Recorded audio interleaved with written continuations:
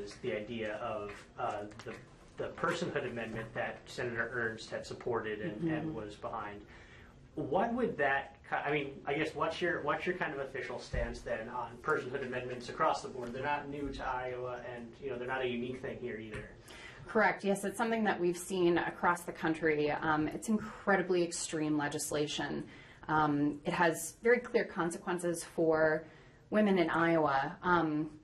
If that Personhood Amendment became law, sorry, you want me to start again? Okay. If that Personhood Amendment became law, it would outlaw abortions in all circumstances, so including those cases of rape or incest. It also would ban common forms of birth control for Iowa women, including the pill that millions of Americans women use.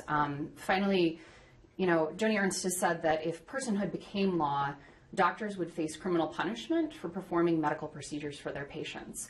So, these issues of healthcare for women have really always been important issues. There are thousands of women of reproductive age who are planning a pregnancy, planning a family, trying to prevent unintended pregnancy, or experiencing an unintended pregnancy. So women of all ages seeking reproductive health care, maybe seeking these services for cases of endometriosis, polycystic ovaries, menopause, well women care, and also there are women who are seeking these medically accurate information about healthy relationships and contraception. And so when we talk about healthcare issues for Iowans, these are huge issues. And when we see legislators introducing very extreme legislation, it sends a strong message to voters. And what we know is that voters, particularly women voters, want candidates who are pro-women's health.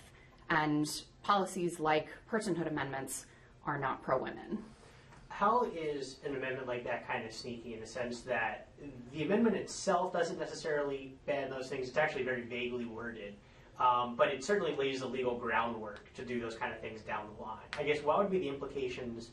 Because in the actual amendment itself, what's bizarre about it is that Joni Ernst said that it was only kind of a statement of life, and it's hard to read anything out of it that's any more than that since it's so short. There's only like one actionable clause in it. Mm-hmm. But how does it lay the legal groundwork to potentially outlaw things like abortions that would, that could end up prosecuting doctors and things like that? Well, it's a very short amendment. The legal implications are very clear, and so even though we're only dealing with a few sentences, this has been an effort that's been used around the country with the intention of eliminating access to safe and legal abortion for women.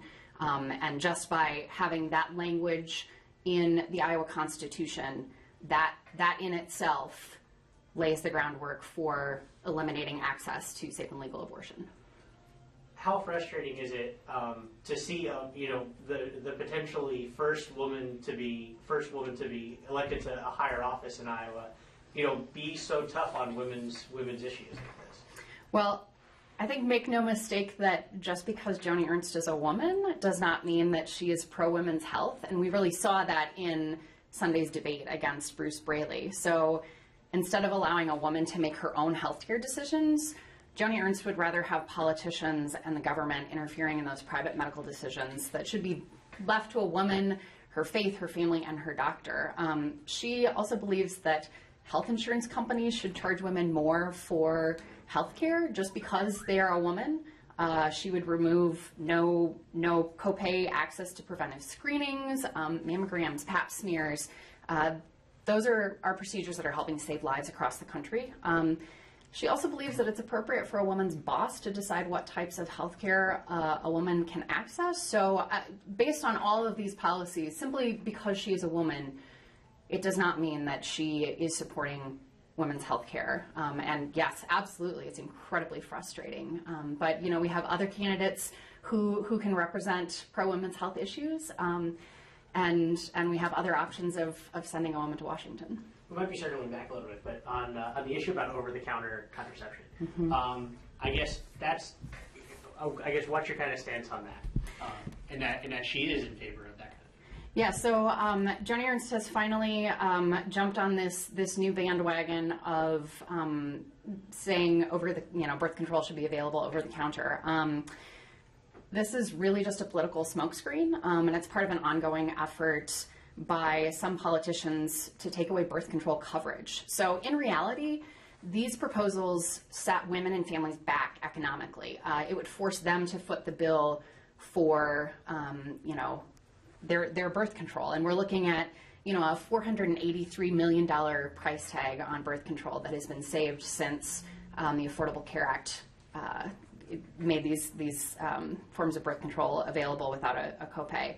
So these political proposals to make birth control available over the counter, they don't have anything to do with access. They have more to do with that price tag, which these politicians want women to cover out of pocket. So if politicians were serious about expanding access to birth control, they wouldn't be trying to repeal the no copay birth control benefit. They wouldn't be trying to reduce Title X funding for birth control, or they wouldn't be trying to cut off women's access from Planned Parenthood's preventive health services. So by these politicians calling birth control available over the counter, they really, it's out of odds with the rest of their positions.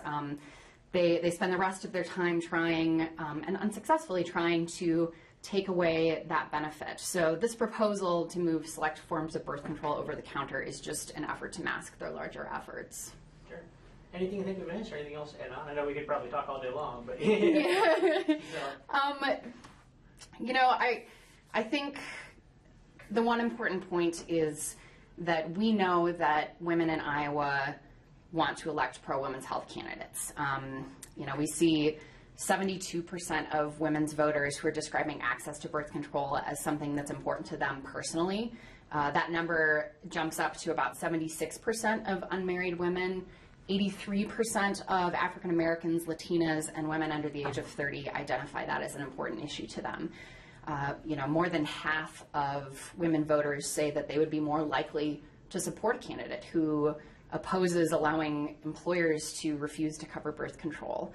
So when we talk to women who say that they're following news about the upcoming midterm elections, almost 80% describe this as a very important issue to them personally. So that tells us that women are watching, women are paying attention to these races, women are paying attention to the things that politicians are saying, and that women's health consistently is an issue that matters to Iowa voters.